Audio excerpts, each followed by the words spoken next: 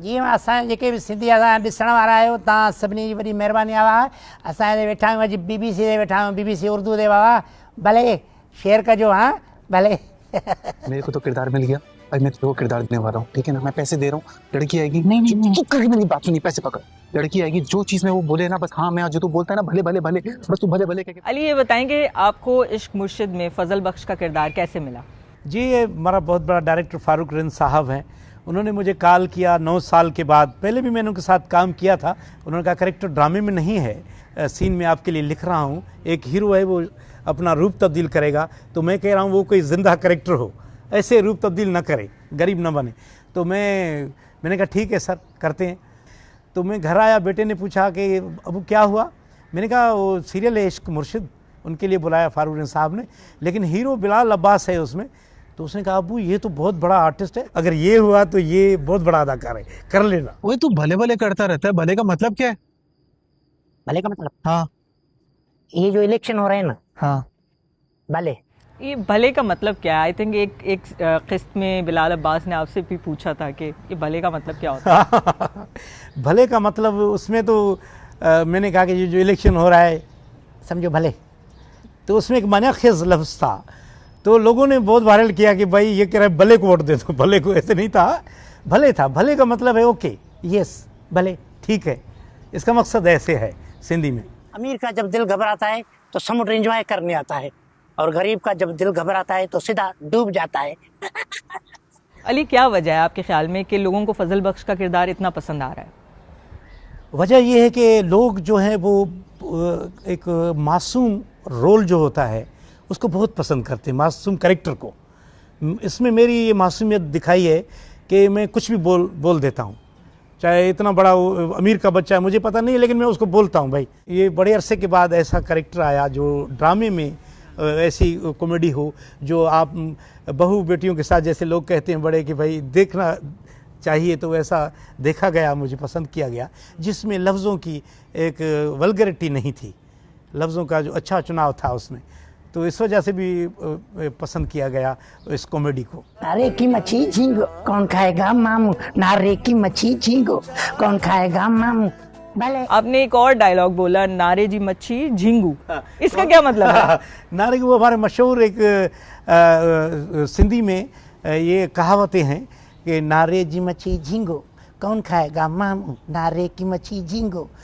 तो सिंधी में हम बोलते हैं नारे जी मच्छी झींगो केर खाईंदो मामू, यानी वो अच्छी होती है नारे की मच्छी। नारे क्या होता है? नारा वो हमारा इलाका है एक नारा, उस वहाँ से पानी का नहर बहती है तो उनको नारा कहते हैं, वहाँ से मच्छी लिया अच्छी अच्छी मच्छी को झींगू कहते हैं। झींगो मच्छी। फजल बख्श जी जी मैडम।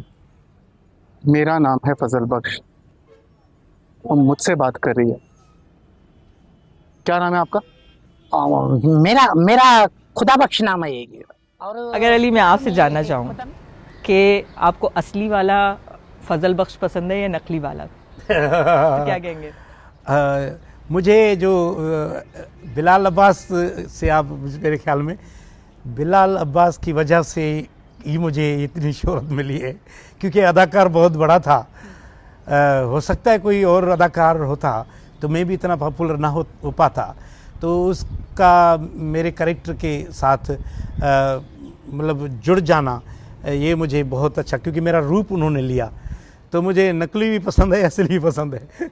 बिलाल की बात हो रही है तो ये बताएंगे सेट पे कैसा माहौल होता था, बिलाल से आपकी कैसी दोस्ती थी, कैसा पाया आपने उन्हें?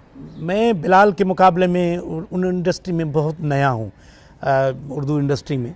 वो बहुत काम कर चुके हैं, मंजे हुए अदाकार हैं, लेकिन मुझे ऐसे लगा कि वो मेरा पुराना दोस्त है, बहुत प्यार।